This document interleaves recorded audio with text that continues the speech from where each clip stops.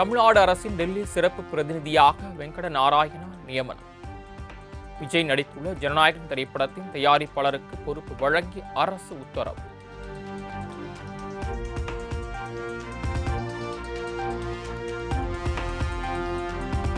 கர்நாடக மாநிலத்தை சேர்ந்த திரைப்பட தயாரிப்பாளரை தமிழக அரசின் டெல்லி சிறப்பு பிரதிநிதியாக நியமித்தது ஏன் என அதிமுக ஐடி விங் கேள்வி.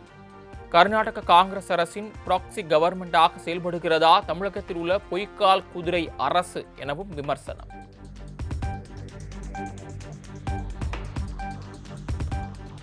தமிழ்நாடு நிதிநிலை அறிக்கை ஜூலை மாத இறுதி அல்லது ஆகஸ்ட் முதல் வாரத்தில் தாக்கல் செய்யப்பட வாய்ப்பு.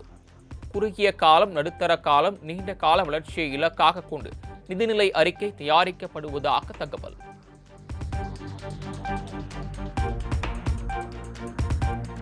நிதிநிலை அறிக்கை தொடர்பாக ஜூலை 2 முதல் 22ஆம் தேதி வரை துறை ரீதியான ஆலோசனைகள் கூட்டங்களை மேற்கொள்கிறார் முதலமைச்சர் விஜய். ஆலோசனை கூட்டத்தில் அமைச்சர்கள், செயலாளர்கள் உள்ளிட்டோர் பங்கேற்க உள்ளதாக தகவல்.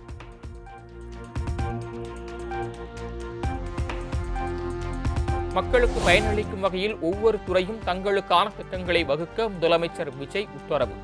மாநிலத்தின் நிதி நிலைமையை கருத்தில் கொண்டு திட்டங்களை திறம்பட வடிவமைக்க அந்தந்த துறை உயரதிகாரிகளுக்கு அறிவுறுத்தல்.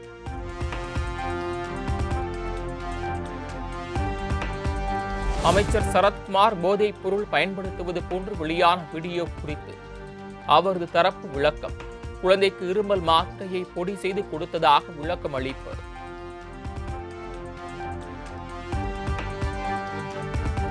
சர்வதேச போதைப் பொருள் எதிர்ப்பு தினத்தையொட்டி போதைப் பொருளுக்கு எதிராக உறுதிமொழி எடுத்தார் முதலமைச்சர் விஜய்.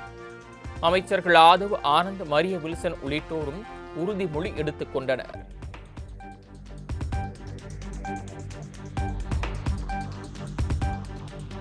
போதைப் பொருளுக்கு எதிராக பலகையில் கையெழுத்திட்டார் முதலமைச்சர் Vijay. Start run stop drugs, ஸ்போர்ட்ஸை எடு, ட்ரக்ஸை விடு என வாசகம் எழுதி விழிப்புணர்வு.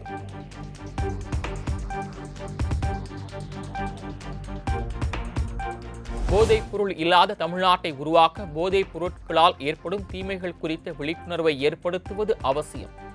போதைப் பொருள் இல்லாத பாதுகாப்பான மற்றும் ஆரோக்கியமான தமிழ்நாட்டை உருவாக்கிட இந்நாளில் உறுதி ஏற்போம் என முதலமைச்சர் விஜய் பதிவு.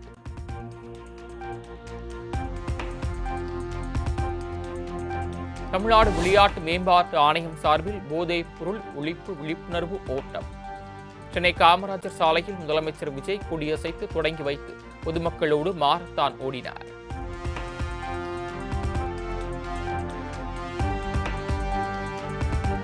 இந்தியாவில் இதுவரை மாரத்தானில் பங்கேற்று 3 கிலோமீட்டர் தூரம் வரை ஓடிய ஒரே முதலமைச்சர் விஜய் தான்.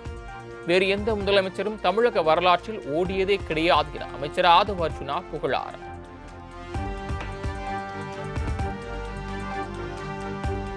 தமிழகம் முழுவதும் போதைப் பொருள் ஒழிப்பு விழிப்புணர்வு மாரத்தான் ஓட்டம். ஏராளமான மாணவர்கள் மற்றும் பொதுமக்கள் பங்கேற்பு.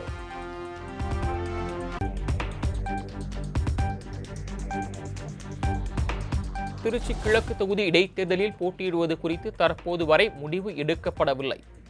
மு.க. ஸ்டாலின் விரைவில் சட்டப்பேரவைக்கு வருவார் என்ற KN நேருவின் கருத்து தொடர்பான கேள்விக்கு திமுக தலைவர் மு.க. ஸ்டாலின் பதில்.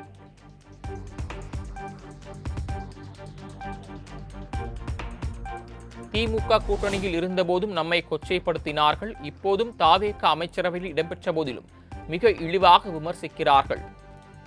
நாம் குறிவைக்கப்படுகிறோம் என முகநூலில் விசிக நிர்வாகிகளிடையே பேசிய திருமாவளவன் கருத்து.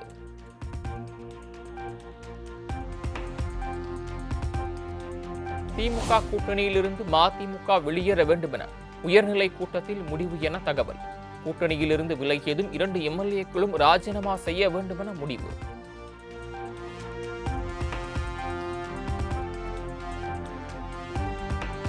உதயசூரியன் சின்னத்தில் சீர்காழி தொகுதியில் வெற்றி பெற்ற மதிமுகவின் செந்தில் செல்வன் திமுகவில் இணைய உள்ளதாக தகவல். தாவேக கூட்டணியில் மதிமுக இணைய உள்ளதாக கூறப்படும் நிலையில் திடீர் முடிவு.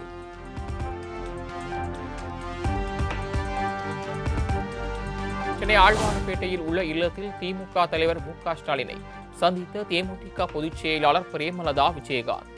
மரியாதை நிமித்தமான சந்திப்பு என பிரேமலதா விஜயகாந்த் எக்ஸ் பக்கத்தில் பதிவு.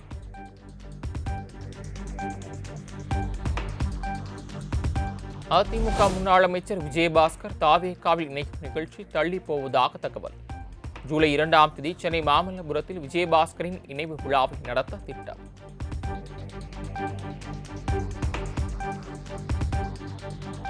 ஜூலை 1ஆம் தேதி அதிமுக மகளிர் அணியுடன் அக்கட்சியின் பொதுச் செயலாளர் எடப்பாடி பழனிசாமி முக்கிய ஆலோசனை. மகளிர் அணி செயல்பாடுகள் குறித்தும் கட்சி வளர்ச்சிப் பணிகளின் பங்கு குறித்தும் ஆலோசிக்க உள்ளதாக தகவல்.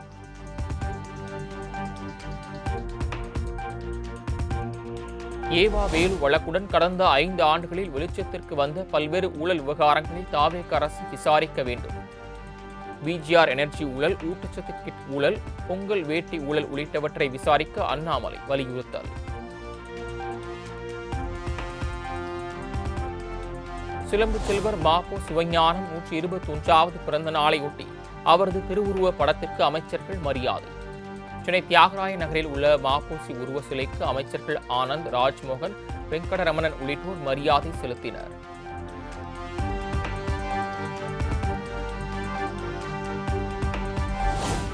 முரசொலி கட்டுரையில் கம்யூனிஸ்ட் கட்சி மாநில செயலாளர் பே. சண்முகம் குறித்து எழுதியிருப்பதை ஏற்றுக்கொள்ள முடியாது.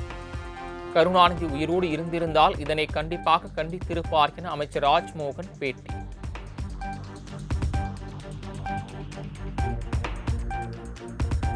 தமிழக அரசு ஊழியர்கள், அரசு ஓய்வூதியதாரர்கள் மற்றும் தகுதியுடைய குடும்ப உறுப்பினர்களுக்கான புதிய மருத்துவ காப்பீடு திட்டம். திட்டம் ஜூலை 1 முதல் 2031ஆம் ஆண்டு ஜூன் 30 வரை 5 ஆண்டுகள் நடைமுறையில் இருக்கும் என தமிழக அரசு அறிவிப்பு.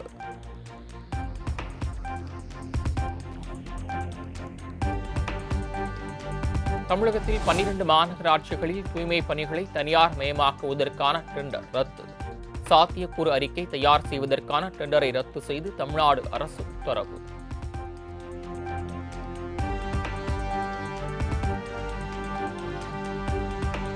சென்னையில் 284 கோடி ரூபாய் மதிப்பீட்டிலான நடைபாதை திட்ட பணிக்கான டெண்டர் ரத்து. பலமுறை முறைகேடு கண்டறியப்பட்டதால் 35 டெண்டர்களையும் ரத்து செய்த சென்னை மாநகராட்சி.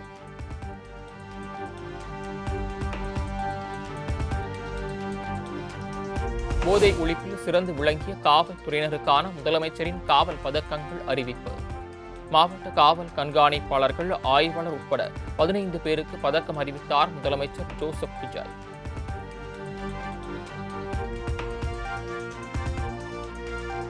ஜூன் 28ஆம் தேதி அனைத்து மாவட்ட ஆட்சியர்கள் உடனான தலைமைச் செயலாளர் சாய்குமார் முக்கிய ஆலோசனை. முதலமைச்சர் விஜய் தலைமையில் IAS, IPS மாநாடு வரக்கூடிய 29, 30 ஆகிய 2 நாட்கள் நடைபெறவுள்ள நிலையில் ஆலோசனை நடத்துகிறார்.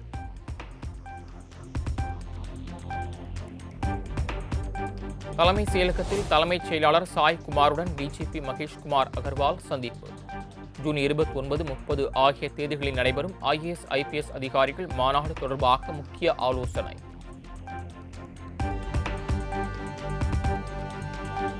கையாலாகாத காங்கிரசிடம் உயர்கல்வித்துறையை ஒப்படைத்தால் நமது பிள்ளைகள் எப்படி கரை சேர்வார்கள் என நயினார் நாகேந்திரன் கேள்வி. காங்கிரஸ் அமைச்சரின் செயல்பாடுகளை முதலமைச்சர் சற்று கவனத்துடன் கண்காணிக்க வேண்டும் எனவும் வலியுறுத்தல்.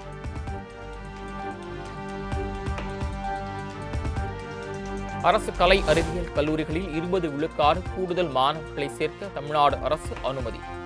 அரசு உதவி பெறும் கல்லூரிகளில் 15%, தனியார் கல்லூரிகளில் 10% இடங்களில் கூடுதலாக மாணவர்களை சேர்க்க அனுமதி அளித்தது தமிழக அரசு.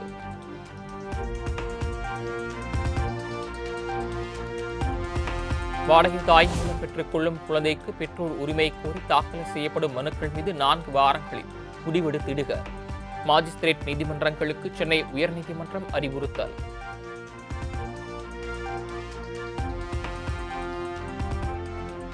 இஸ்லாமுக்கு மதம் மாறியவருக்கு முஸ்லிம் நிஃபாய் சமூக சான்றிதழ் வழங்க முடியாது.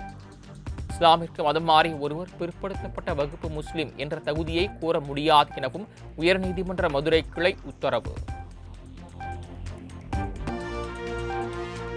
வரும் 28ஆம் தேதி விருதுநகர், தென்காசி, நெல்லை, நீலகிரி, கோவை உள்ளிட்ட 10 மாவட்டங்களில் கனமழை பெய்யக்கூடும். வரும் 30ஆம் தேதி முதல் ஜூலை 2ஆம் தேதி வரை தமிழகத்தில் மிதமான மழை பெய்யும் எனவும் வானிலை ஆய்வு மையம் தகவல்.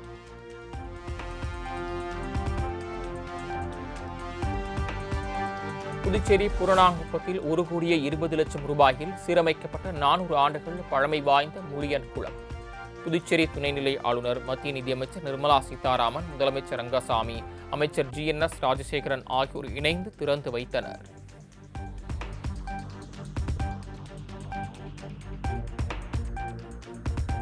மென்பொருள் தொழில்நுட்ப மேம்பாட்டு பணிகள் காரணமாக இன்று முதல் வரும் ஜூன் 28ஆம் தேதி வரை EPFO போர்ட்டல் மூலமாக சேவைகள் தற்காலிக நிறுத்தம். புதிய PF கிளைம்கள், முன்பணம், கணக்கு பரிமாற்றம் போன்ற சேவைகளை ஆன்லைனில் விண்ணப்பிக்க முடியாது என அறிவிப்பு. அயோத்தி ராமர் கோயில் அறக்கட்டளை தலைவர் பதவியிலிருந்து சம்பத் ராய் ராஜினாமா. ராமர் கோயில் நன்கொடை முறைகேடு வழக்கில் 8 பேர் கைது செய்யப்பட்டுள்ள நிலையில் முடிவு.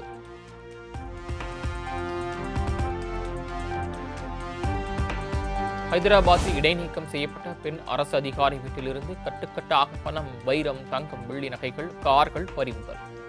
வருமானத்திற்கு அதிகமாக சொத்து சேர்த்த புகாரில் விவசாய நிலங்கள், அடுக்குமாடி குடியிருப்புகள் உள்ளிட்டவற்றின் ஆவணங்களும் சிக்கின.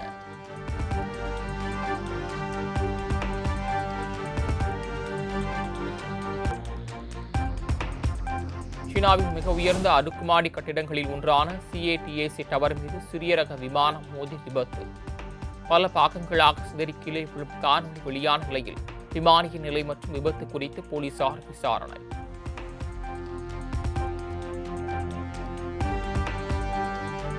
அமெரிக்காவின் டெக்சாஸின் இழையில் விபத்திலிருந்து தப்பிய போயிங் 777 ரக சரக்கு விமானம் டெக்சாஸில் உள்ள ஒரு தனியார் விமான நிலையத்தில் விமானத்தை ஒரு பக்கமாக சாய்த்து இருக்கும்போது கடைசி நொடியில் விபத்து தவிர்த்தது.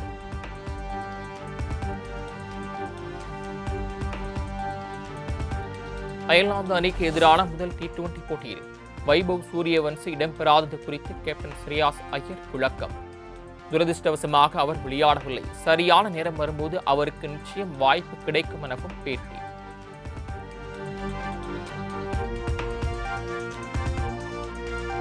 ஆபரண தங்கத்தின் விலை சவரனுக்கு 640 ரூபாய் உயர்ந்து 1,06,400க்கு விற்பனை. ஆபரண தங்கத்தின் விலை கிராமுக்கு 80 ரூபாய் உயர்ந்து 13,300க்கு விற்பனை.